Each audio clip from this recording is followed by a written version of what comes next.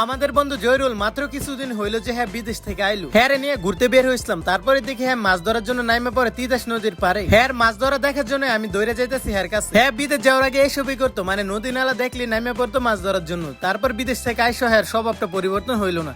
আর আপনারা দেখতেছেন যে আমার সামনে হ্যাঁ কিন্তু এখনো মাছ ধরার জন্য এই তিতাস নদীর পারে দাঁড়িয়ে আছে। 5 বছর পরে কিন্তু হ্যাঁ বিদেশ থেকে আইলো। যাই হোক এখন কিন্তু আপনারা দেখতেছেন যে আমরা এখানে দাঁড়িয়ে কিন্তু এখানে দেখতেছি, এখানে দাঁড়িয়ে দেখতেছি জয়রুল কি মাছ ধরতে পারতেছে নাকি এমনিতে দাঁড়িয়ে আছে ওইখানে। জয়রুলের কিন্তু মাছ ধরা শেষ, তাই হচ্ছে জয়রুলে আমাদের কাছে কিন্তু চলে আইতেছে মাছগুলো ভালো করে ধুই। আর আমরা তো মনে করছি মাছ নিয়ে আইতেছে, তারপর কাছে আসতে দেখি জয়রুলের হাতে হচ্ছে সিন্দাল এবং সিন্দাল গুলো সবাইকে দিতেছে। জয়রুলের নাম ছিল পানির মধ্যে মাছ ধরার জন্য এবং মাছ না ধরতে পেরে হচ্ছে এই সিন্দাল গুলো নিয়ে আসে এবং রাকিবকে সহ সবাইকে দেয়।